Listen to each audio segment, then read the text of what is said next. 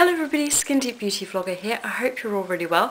As you can see by my appearance, I'm not wearing any makeup, and that's because today's video is going to be another first impressions video. I really hope that you're enjoying these. I've decided to do them alternating between high-end and then a drugstore or sort of more affordable brand.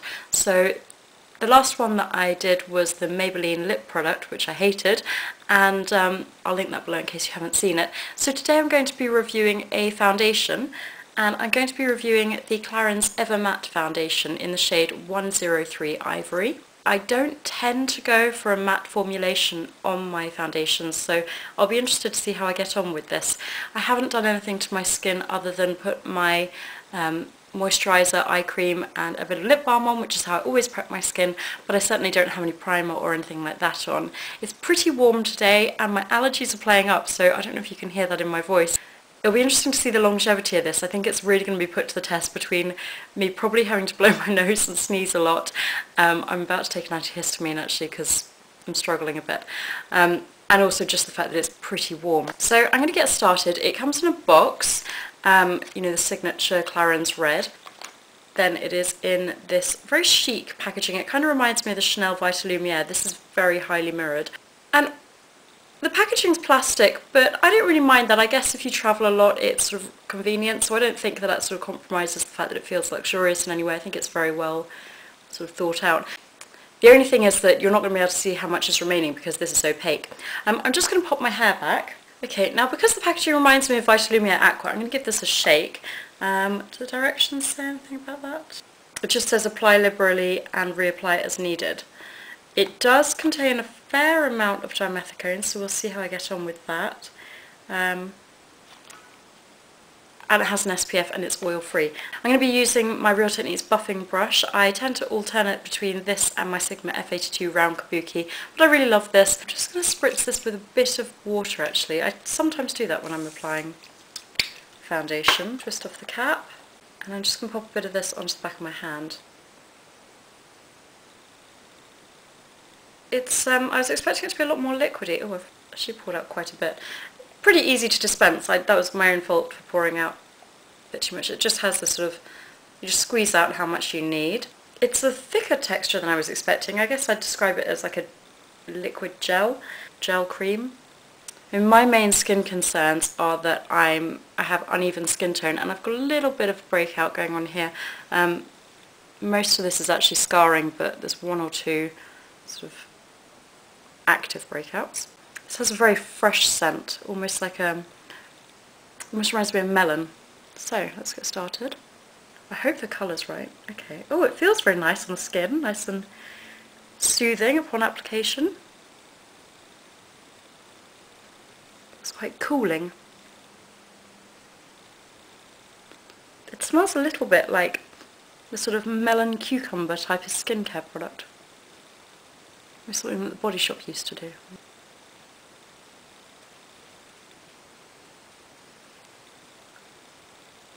Very odd to be applying a matte finish product because I don't think I even own a matte foundation, you know, apart from this one. Sort of focusing the coverage on my chin at the moment just because of that breakout. Whenever you get spots on your chin, it's a hormonal breakout, and my hormones have just been all over the place this year. I'm kind of thinking maybe I should give up dairy because they just pump cows full of hormones to keep them producing milk, and it's obviously not very natural for an adult to eat milk, to eat dairy. But I just love cheese so much, I'd really struggle. On the back of my hand this is looking a little bit orangey, but I don't know, I think I'm kind of managing to shear it out. Well, I say shear it out, it's actually quite a good coverage. It's a medium coverage. It claims to be a medium coverage, and I would agree with that. In between eyebrow threading appointments at the moment, and it's getting a bit desperate. I'm going on Wednesday. I'm not sure when I'm going to upload this, but today's Monday, so not too long to wait. Falling apart at the moment. Okay, so that's all applied. On first impressions, I'm pretty happy with the colour. I'm a MAC NC 15 to 20, so I think that this 103 Ivory has worked pretty well. It's very, very strange to be wearing a matte finish foundation. I always go for a dewy or sort of velvet skin at least formulation. So I'm not 100% convinced on the finish at the moment, but that's just personal taste. I'm going to go and apply the rest of my products. I find that it feels very lightweight on the skin. It buffed in very easily. It was a nice formulation to work with. You know, that sort of creamy gel texture, and it felt very soothing and cooling upon application, so actually quite a nice one for the summer. I also found the packaging to be functional, although it's just a bit annoying that you can't tell how much is remaining because of it not being transparent.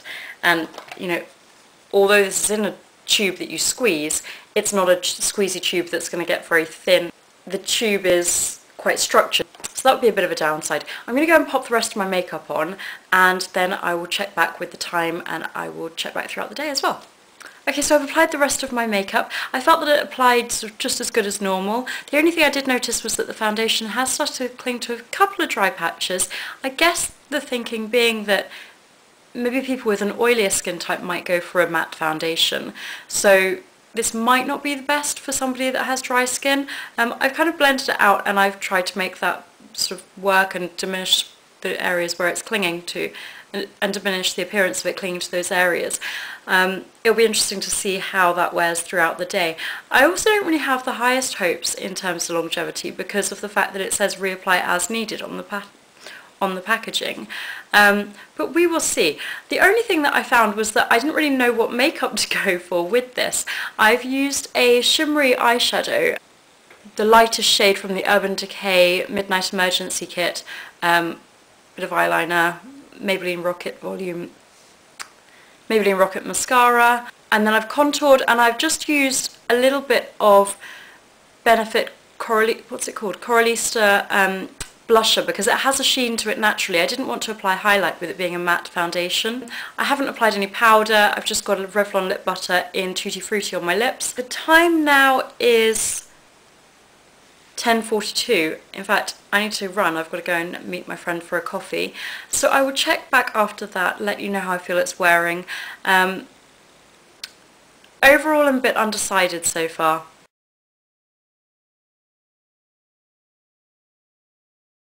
Hello, it is just coming up to lunchtime. It's been a couple of hours, so I thought I would check in. I've been out and met my friend for a coffee, and I'm just about to eat lunch, but I had a few more thoughts, so I thought that I would check in and offer those thoughts. I'm still undecided as to whether I sort of have any strong opinions regarding this foundation, but I'm definitely impressed with how it's wearing so far.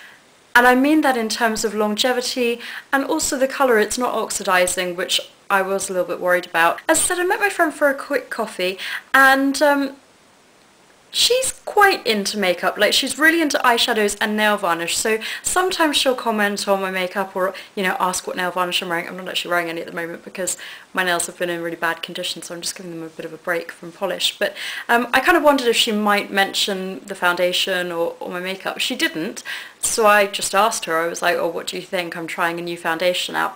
And she said she didn't actually realise that I was wearing foundation. She thought it looked very natural. And she thought it looked nice, so I don't know if she was just being polite, but those were her comments. When I went to meet her, one of the other things that I noticed was when I went to meet her, I phoned her to let her know I was on my way, and normally when I make a phone call, I notice that there's transfer onto my phone of whichever foundation I'm wearing. You know, because I tend to go for a dewy finish, I think that can be a problem with the sort of tackiness in between. But there was no transfer of this onto my phone, so I was really impressed with that. It feels very lightweight on the skin. It really feels like I'm wearing very little. Maybe I can notice it a bit on my cheeks, which is where I tend to get more dryness and dehydration. So maybe the matte formulation isn't too great on those drier areas. Otherwise, I can't feel it on my skin, and I've certainly got no oiliness coming through. I would normally get it on my T-zone. Probably it's still a bit too early to comment on that because that wouldn't happen until towards the end of the day usually, but I will keep checking back in. I just thought I'd share my thoughts so far. So yeah, those are my thoughts.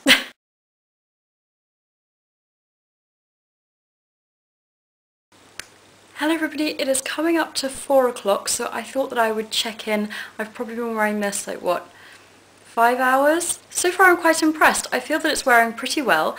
It still feels very lightweight on the skin, and I don't feel that either the colour has been compromised by any oxidization, and I also don't think that the finish has been compromised. It's still looking nice and matte. I'm going to steal a little NYX phrase and say that I think that it does look matte but not flat. So it is a sort of modern way of wearing matte, which I quite like. I'm getting accustomed to it now, and I think so long as you wear some sort of shimmer, or, you know, for example, I went for the shiny eyeshadow, then it offsets it and it still looks modern and fresh, and I quite like it. This is a pricey foundation. I've looked at the price online, I've been reading a bit about it.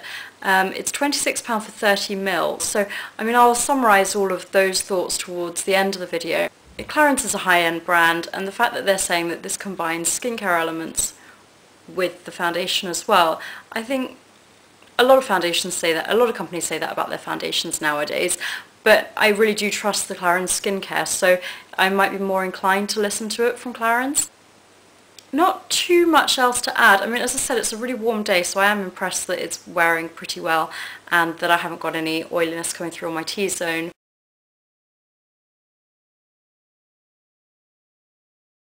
Hello everybody, it is 6:05, so I thought I would check in with my final thoughts of the day. I've been wearing the Clarins Evermatte foundation for around coming up to 7.5 hours now, so just under what a normal working day would be, I guess.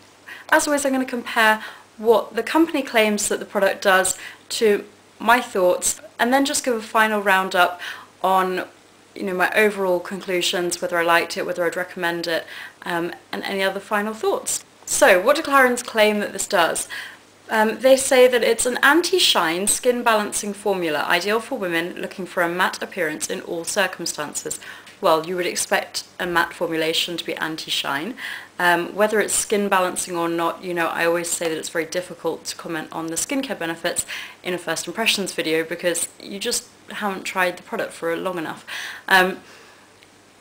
A lot of foundations these days really are combining skincare benefits with makeup itself. So, and I'm a big fan of the Clarins skincare range. You know, I really do feel quite a high degree of brand loyalty to them. So I would certainly trust any claims that they made in terms of skincare benefits in their foundation. But obviously I can't comment on whether they've come true or not. It says the plant-based skin detox complex helps regulate oil production and tighten pores. Who knows? Again, it's a skincare benefit. Its lightweight texture blends easily and allows skin to breathe without drying. I would agree that it has a lightweight texture. I found it easy to apply to my skin, it blended well. I don't feel that my skin has become dry during the day. I would say that it's clinged a little bit to some dry patches if you look really closely. It's not very obvious sort of from far away or even like a reasonable distance. But if you have dry skin, then that might be worth something to consider. Although actually, what I didn't realise is that this is aimed at those with oily combination skin, so I guess more if you're on the dry side of combination, that would be a consideration.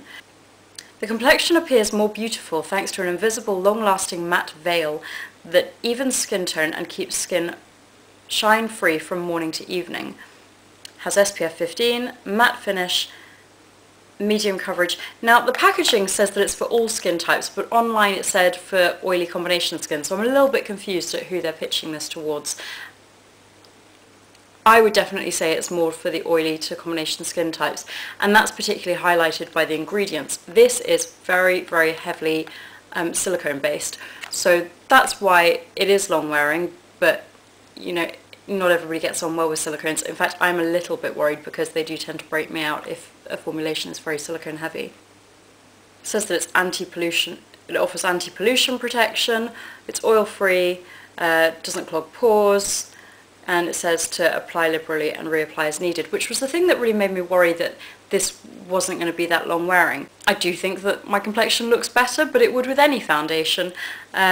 Long-lasting matte veil, yeah, I'm impressed with the longevity of this. It evens skin tone. Well, I can't comment on the skincare benefits of it, and in terms of it evening skin tone based on appearances, any foundation is going to do that. Keeps skin shine free from morning to evening, yeah, I would agree with that. It has I haven't had any oiliness breaking through on my T-zone, which is where I tend to get oily. I'm impressed with the longevity of it because I really didn't have very high expectations for that, although looking at the ingredients I can understand why it's been so long wearing. I like that it has an SPF 15, although obviously if you wanted to wear this on night out you'd have to be conscious that there may be some flashback if you had flash photography. I would agree that it's a medium coverage. As I said, I'm a little bit confused about whether it's suitable for all skin types or what, I'm not too sure. Okay, so for my final thoughts, firstly the packaging.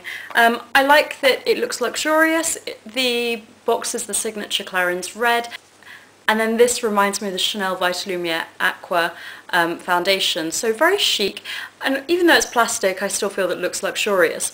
What I will say is that although I think this is functional because it's sort of the tube with the squeezy top, it's opaque, so you can't tell how much is remaining, and it's a very structured tube, so it's going to be difficult for you to know how much is remaining, but also I think there may be some wastage. You're not going to get the final bits of the product out, so that would be a bit of a downside. But the fact that it's compact and plastic as well means that it'd be really good if you travel a lot. The texture itself I really liked. It's sort of like a gel cream, and I guess that that's down to the very heavy silicone-based formulation. I'm a little bit concerned about that because very heavy silicone-based formulations tend to break me out. If that does happen, then I will put a comment in the bar below or somewhere around here, just so that you know that if you've got very sensitive skin like me, especially to silicones, then something to watch out for. When I first applied it, it felt very soothing and cooling on application, so in that respect it could be good if you have sensitive skin. It was certainly very nice, you know, with it being a hot day today, and linked to the fact that it's a hot day today, I was impressed with the longevity of it. I didn't feel that the colour oxidised on my skin, and which frankly I wouldn't expect it to for a high-end foundation. And I was impressed with how long wearing it was. I didn't get any oily breakthrough in my T-zone, and I felt that the matte finish wasn't compromised at any point throughout the day. So, you know, although I'm not really accustomed to a matte finish, I was impressed that it held up, and I kind of got used to it as I was wearing it. It provides a medium coverage. I still needed to use concealer on my acne scars and sort of active breakouts, but I was pretty impressed with the coverage. I was pretty impressed with the colour match. I was the shade 103 Ivory, which I thought suited my NC15 and MAC colouring pretty well. I've had a look online and there appear to only be 11 shades available, so I don't think that that's particularly extensive for a high-end range. Despite the medium coverage, it feels very lightweight on the skin, which I appreciated. In terms of price, I do think that this is pricey. It's £26 for 30ml, so that's around the same price as my beloved Makeup Forever HD foundation. I quite liked this. I'm still a bit on the fence. To be honest, I'm not sure that I would repurchase it. There's nothing that I hated about this. I'm just a bit on the fence and undecided. I would definitely recommend checking it out. Maybe go up to the counter and see if you can get a sample or get them to apply it to your face and, you know, see how you feel about it. It's not a bad foundation. I do like it.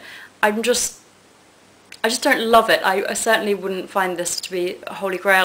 Anyway, I hope that you found this useful. That's a bit inconclusive, but hopefully it makes some sort of sense.